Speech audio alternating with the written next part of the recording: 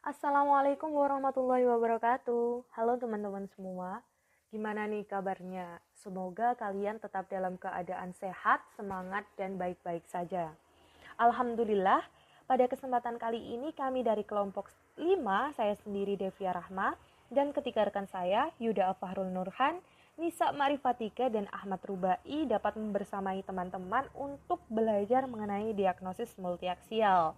Nah, pada kesempatan kali ini kita akan membahas mengenai pengertian gangguan jiwa, konsep gangguan jiwa, klasifikasi gangguan jiwa, diagnosis multiaksial dan tujuannya, serta aksis dalam diagnosis gangguan jiwa.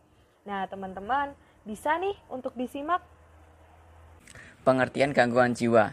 Gangguan jiwa adalah sindrom pola perilaku manusia yang berkaitan dengan suatu gejala, penderitaan, dan pelemahan di dalam satu atau lebih fungsi penting dari manusia, yaitu fungsi psikologik, perilaku, biologik. Gangguan tersebut mempengaruhi hubungan antara dirinya sendiri dan juga masyarakat. Gangguan jiwa ini adalah penyakit yang dialami oleh seseorang yang mempengaruhi emosi, pikiran, dan tingkah lakunya mereka di luar kepercayaan budaya dan kepribadian mereka, dan menimbulkan akibat negatif dari atau bagi kehidupan mereka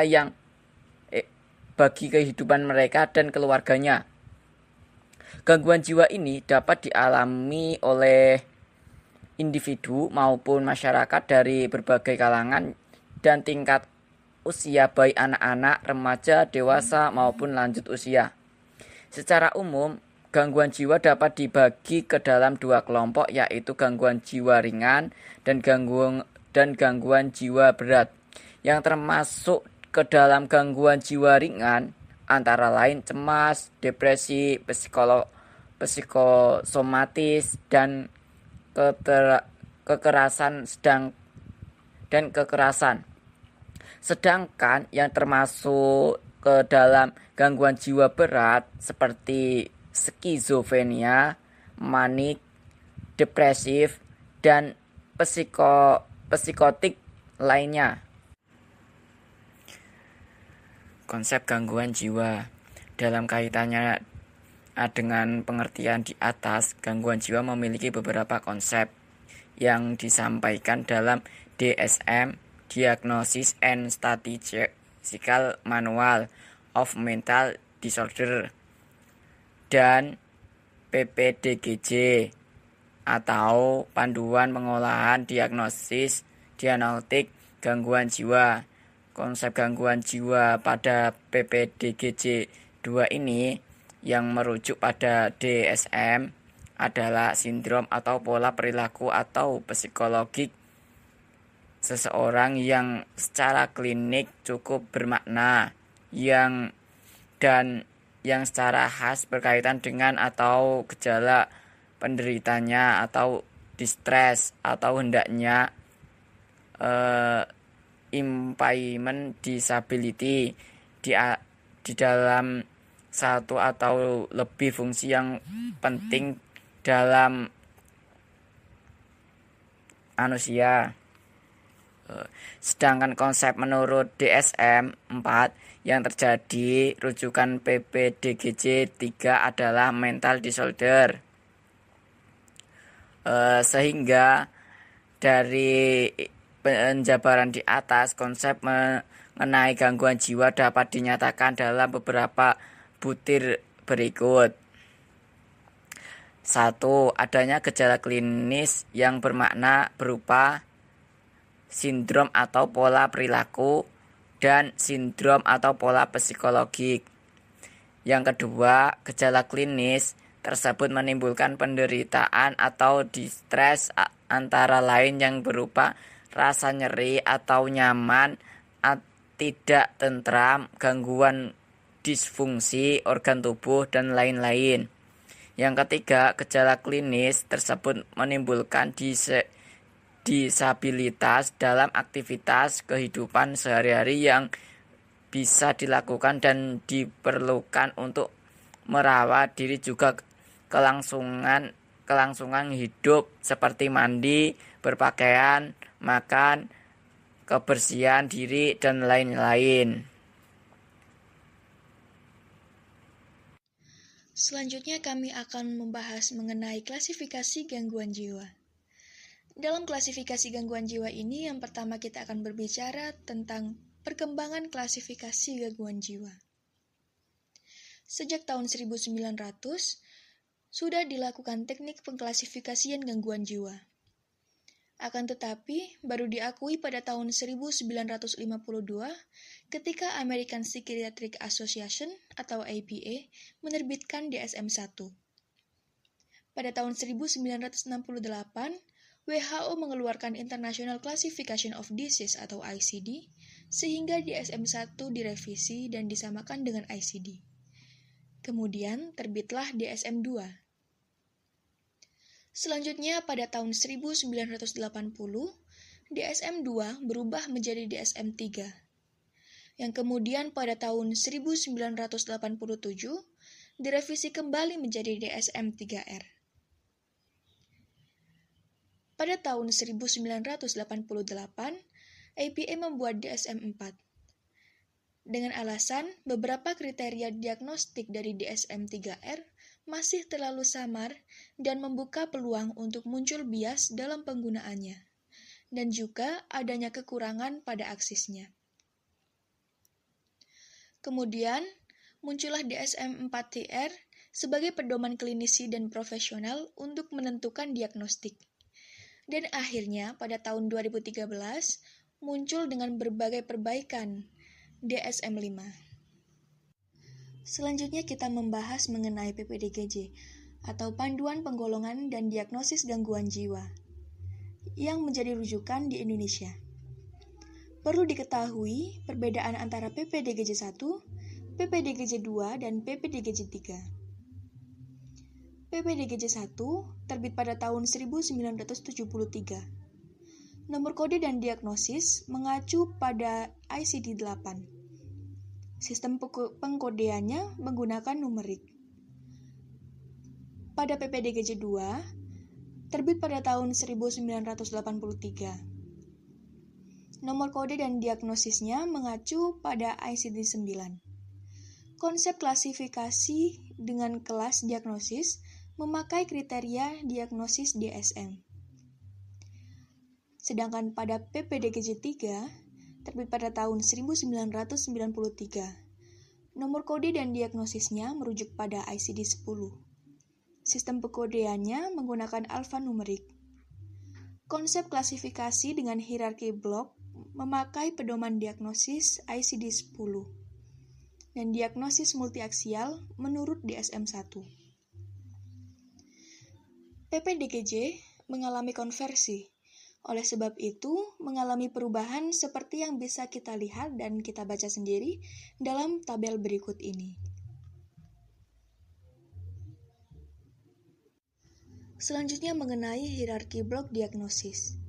Pengelompokan diagnosis gangguan jiwa dalam PPDGJ 3 terbagi menjadi 100 kategori diagnosis, mulai dari F0 sampai dengan F98 dan F99 untuk mengelompokkan gangguan jiwa tidak khas. Dan 100 kategori diagnosis ini dikelompokkan kembali dalam hierarki blok diagnosis. Urutan dari hierarki blok diagnosis berdasarkan luasnya tanda dan gejala, di mana urutan hierarki lebih tinggi memiliki tanda dan gejala yang semakin luas. Berikut ini merupakan urutan hierarki blok diagnosis dari PPDGJ 3. Yang pertama, F0 hingga F09, gangguan mental organik, termasuk gangguan mental simptomatik. Gangguan mental organik adalah gangguan mental yang berkaitan dengan penyakit atau gangguan sistemik atau otak yang dapat didiagnosis tersendiri. Termasuk gangguan mental simptomatik, di mana pengaruh terhadap otak merupakan akibat sekunder dari penyakit atau gangguan sistemik di luar otak. Blok gangguan mental organik menggunakan 2 kode, yaitu sindrom psikopatologik, misalnya demensia, dan gangguan yang mendasari, misalnya penyakit Alzheimer. Urutan hierarki blok diagnosis yang kedua yaitu F10 hingga F19, gangguan mental dan perilaku akibat penggunaan zat psikoaktif. Gangguan ini merupakan gangguan yang bervariasi luas dan berbeda keparahannya dari intoksikasi tanpa komplikasi dan penggunaan yang merugikan sampai penggunaan psikotik yang jelas dan demensia. Akan tetapi, semua itu diakibatkan oleh penggunaan satu atau lebih zat psikoaktif dengan atau tanpa resep dokter.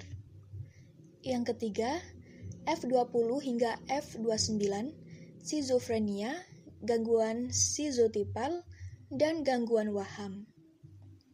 Skizofrenia merupakan sindrom dengan variasi penyebab dan perjalanan penyakit yang luas, serta sejumlah akibat yang tergantung pada perimbangan pengaruh genetik, fisik, dan sosial budaya. Pada umumnya, ditandai oleh penyimpangan yang fundamental dan karakteristik dari pikiran dan persepsi, serta oleh afek yang tidak wajar.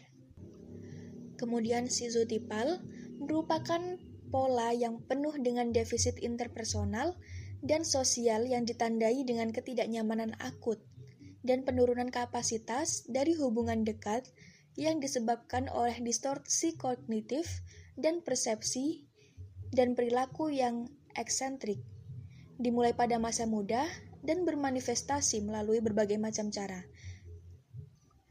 Kemudian waham. Waham adalah keyakinan seseorang yang berdasarkan penilaian realitas yang salah. Keyakinan yang tidak konsisten dengan tingkat intelektual dan latar belakang budaya. Waham dipengaruhi oleh faktor pertumbuhan dan perkembangan seperti adanya penolakan, kekerasan, tidak ada kasih sayang, pertengkaran orang tua, dan penganiayaan. Kemudian, urutan hierarki blok diagnosis yang keempat adalah F30 hingga F39, gangguan suasana perasaan atau mood afektif. Ciri dari kelainan fundamental dari kelompok gangguan ini adalah perubahan suasana perasaan atau afek. Biasanya ke arah depresi, dengan atau tanpa ansietas yang menyertainya, atau ke arah suasana perasaan yang meningkat. Perubahan ini biasanya disertai dengan suatu perubahan pada keseluruhan tingkat aktivitas, dan kebanyakan gejala lainnya mudah dipahami hubungan dengan perubahan tersebut. Selanjutnya yang kelima, F40 hingga F48, gangguan neurotik, gangguan somatoform, dan gangguan terkait stres. Gangguan neurotik, gangguan somatoform, dan gangguan terkait stres dikelompokkan menjadi satu dengan alasan bahwa dalam sejarahnya ada hubungan dengan perkembangan konsep neurosis dan berbagai kemungkinan penyebab psikologis. Kemudian yang keenam, F50 hingga F59, sindrom perilaku yang berhubungan dengan gangguan fisiologis dan faktor fisik. Yang termasuk dalam sindrom perilaku yang berhubungan dengan gangguan fisiologis dan faktor fisik adalah gangguan makan, gangguan tidur non-organik, disfungsi seksual bukan disebabkan oleh gangguan atau penyakit organik, gangguan mental dan perilaku yang berhubungan dengan masa nifas yang tidak diklasifikasi di tempat lain, faktor psikologis dan perilaku dengan gangguan atau penyakit yang diklasifikasikan di tempat lain, penyalahgunaan zat yang tidak menyebabkan ketergantungan, sindrom perilaku yang tidak tergolongkan berhubungan dengan gangguan fisiologis dan faktor fisik. Selanjutnya, urutan hierarki blok diagnosis yang ketujuh adalah F60 hingga F69, gangguan kepribadian dan perilaku masa dewasa. Gangguan ini mencakup berbagai kondisi klinis yang bermakna dan pola perilaku yang cenderung menetap, dan merupakan ekspresi dari pola hidup yang khas dari seseorang dan cara-cara berhubungan dengan diri sendiri maupun orang lain. Kemudian yang ke-8, F70 hingga F79, retardasi mental. Retardasi mental adalah suatu keadaan perkembangan jiwa yang terhenti atau tidak lengkap, yang terutama ditandai dengan hendaya atau keabnormalan keterampilan selama masa perkembangan, sehingga berpengaruh pada tingkat kecerdasan secara menyeluruh. misalnya kemampuan kognitif, bahasa, motorik, dan sosial. Retardasi mental dapat terjadi dengan atau tanpa gangguan jiwa atau gangguan fisik lainnya. Kemudian yang kesembilan, F80 hingga F89, gangguan perkembangan psikologis. Gangguan-gangguan yang termasuk dalam F80 hingga F90 umumnya mempunyai gambaran sebagai berikut. Yang pertama, onset bervariasi selama masa bayi atau kanak-kanak. Yang kedua, adanya hendaya atau kelambatan perkembangan fungsi-fungsi yang berhubungan erat dengan kematangan biologis atau susunan saraf pusat. Yang ketiga, berlangsung selama terus-menerus tanpa adanya remisi dan kekambuhan yang khas bagi banyak gangguan jiwa. Selanjutnya yang ke-10, F90 hingga F98, gangguan perilaku dan emosional dengan onset biasanya pada masa kanak dan remaja. Yang termasuk dalam gangguan ini adalah yang pertama, gangguan hiperkinetik. Yang kedua, gangguan tingkah laku. Yang ketiga, gangguan campuran tingkah laku dan emosi. Yang keempat, gangguan emosional dengan onset khas pada masa kanak. Yang kelima, gangguan fungsi sosial dengan onset khas pada masa kanak dan remaja. Yang keenam, gangguan TIC, yaitu gerakan motorik yang tidak di bawah pengendalian, berlangsung cepat dan berulang-ulang. Yang ketujuh, gangguan perilaku dan emosional lainnya dengan onset, biasanya pada masa kanak dan remaja. Oke, terima kasih. Kali ini saya akan membahas tentang apa itu diagnosis multiaksial. Diagnosis sendiri adalah segala upaya yang dilakukan dalam menentukan suatu analisa, keluhan subjektif dan temuan objektif pada pasien untuk menentukan suatu penyakit. Pendekatan diagnosis sendiri terkadang memakan waktu yang sangat sulit karena banyaknya jenis penyakit tertentu yang memiliki gejala saling tumpang tindih atau saling bertabrakan. Oleh karena itu, langkah yang pertama adalah menentukan diagnosis sendiri. Kita membuat daftar diagnosis banding dan daftar masalah dengan deskripsi terperinci. Diagnosis adalah hal yang sangat penting, tidak hanya juga untuk prognosis atau ramalan atau kemungkinan tentang peristiwa yang akan terjadi, khususnya yang berhubungan dengan penyakit atau penyembuhan setelah operasi, tetapi juga untuk rencana pengobatan. Diagnosis yang baik juga harus selalu ditinjau kembali karena penyakit sekunder, komplikasi, dan efek samping dapat menjadi diagnosis tambahan saat merawat pasien. Selanjutnya, pada slide ke-13 ini adalah tujuan diagnosis multiaksial. Metode diagnosis dengan pendekatan multiaksial ini pertama kali dipakai oleh Saudia dengan mengacu pada proposal Eisenhower. Sistem baru yang memakai metode multiaksial ini adalah sistem DSM-4 yang dipakai oleh American Psychiatric Association atau yang biasa disebut dengan APA. Juga ICD-10 yang dikeluarkan oleh WHO yang merupakan acuan diagnostik di seluruh dunia. Tujuan dari diagnosis multiaksial ini adalah sebagai berikut. Yang pertama, mencakup informasi komprehensif atau gangguan jiwa, kondisi medik umum, masalah vokasional, dan lingkungan, taraf fungsi pasien secara global, sehingga dapat membantu dalam pencernaan terapi holistik dan meramalkan prognosis. Yang kedua, format yang mudah dan sistematik sehingga dapat membantu dalam menata dan mengkomunikasikan informasi klinis, mengetahui kompleksitas situasi klinis, dan menggambarkan heterogenitas individual dengan diagnosis klinis yang sama. Yang terakhir, memacu penggunaan model profesionalis dalam klinis pendidikan dan penelitian. Selanjutnya kita akan membahas mengenai aksis dalam diagnosis gangguan jiwa. Masalah psikiatri umumnya terjadi dari berbagai aspek dan penanganannya pun umumnya tidak dengan satu modalitas penanganan saja. Sehingga perlu beberapa aksis ini untuk mengetahui berbagai aspek penyebab tersebut. Ketika kita menggunakan sistem diagnosis multiaksial, maka dalam hal ini penerapannya individu akan dinilai dari 5 dimensi atau 5 aksis. Sistem multiaksial ini menyediakan format praktis dan standar untuk mengorganisir juga mengkomunikasikan informasi klinis, menangkap kompleksitas fenomena klinis, dan menggambarkan perbedaan yang berpotensi penting dalam fungsi manusia di antara orang-orang dengan diagnosis yang sama. Kelima aksis tersebut akan saya sampaikan sebagai berikut. Aksis 1, gangguan klinis dan kondisi lain yang memungkinkan menjadi fokus perhatian klinis, meliputi semua gangguan mental yang dialami oleh klien dilaporkan pada aksis 1, dengan pengecualian gangguan kepribadian dan keterbelakangan mental yang dikodekan dalam aksis 2.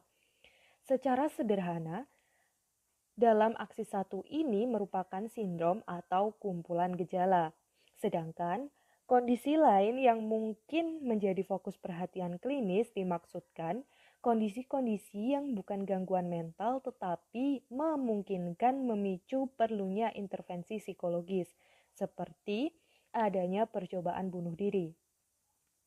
Aksis 2, gangguan kepribadian dan keterbelakangan mental,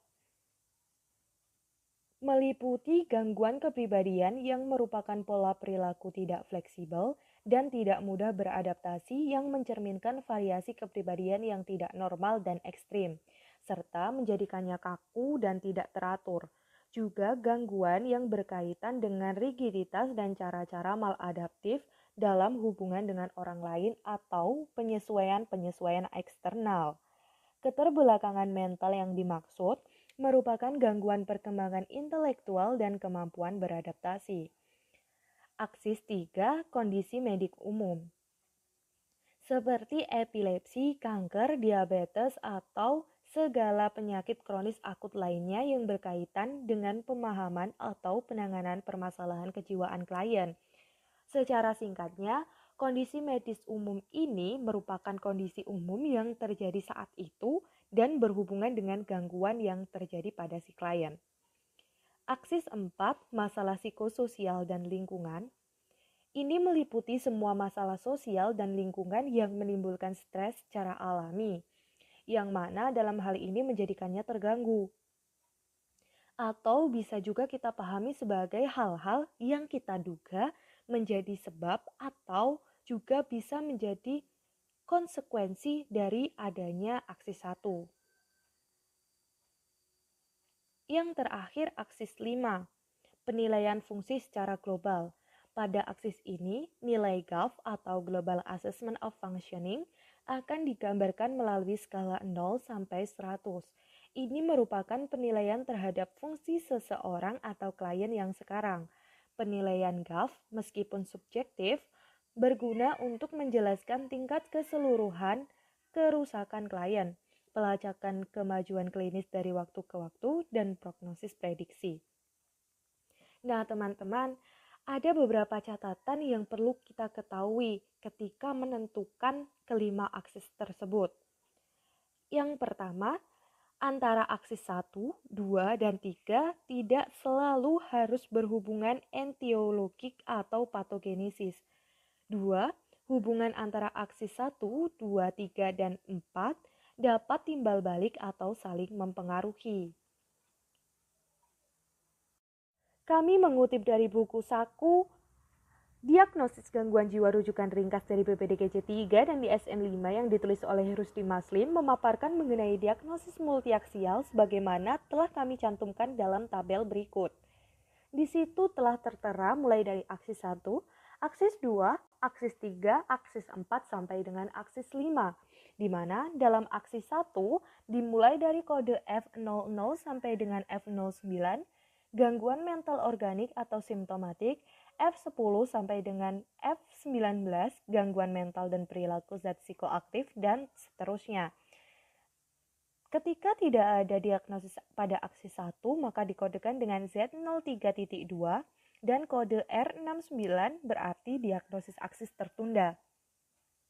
Sedangkan pada aksis 2 dimulai dengan F60, gangguan kepribadian khas, F60.0 gangguan kepribadian paranoid dan seterusnya dengan kode tidak ada diagnosis aksis sama Z03.2. Sedangkan kode diagnosis aksis 2 tertunda ditandai dengan R46.8. Pada aksis 3 dibagi menjadi beberapa bab. Bab ini dimulai dari bab 1, penyakit infeksi dan parasit tertentu, bab 2, neoplasma, bab 4, dan seterusnya. Sedangkan pada aksis 4, sebagaimana masalah psikososial dan lingkungan, terdiri dari masalah dengan primary support group atau keluarga, masalah yang berkaitan dengan lingkungan sosial, pendidikan, pekerjaan, perumahan, ekonomi, akses ke pelayanan kesehatan, atau berkaitan dengan hukum dan kriminal, dan masalah psikososial dan lingkungan lainnya. Pada aksis 5, di sini ditentukan dengan skala 0 sampai 100 seperti yang telah saya paparkan sebelumnya. Ketika pada angka yang tinggi, sebagaimana pada tabel angka 100 sampai dengan 91, gejala tidak ada, berfungsi maksimal, tidak ada masalah yang tak tertanggulangi. Tetapi semakin kecil angkanya, maka akan semakin buruk kondisinya. Sebagaimana dicantumkan pada angka terbawah, yakni 10 sampai dengan 1, ini berarti mengalami kondisi yang lebih serius. Sedangkan angka 0 berarti informasi tidak adekuat. Nah, oleh karena itu kami juga mencantumkan salah satu contoh pencatatan diagnosis multiaksial, yakni aksis 1 dengan kode F34.1 distimia, F81.0 gangguan membaca khas, aksis 2 Z03.2 tidak ada diagnosis, aksis 3 H90.1 otitis media berulang, aksis 4 korban penelantaran anak, aksis 5 dengan GAF 53 mutakhir. Itu dia pembahasan dari kami. Apabila masih banyak sekali kekurangan yang belum kami sampaikan, kami mohon maaf. Sekian dan terima kasih. Wassalamualaikum warahmatullahi wabarakatuh.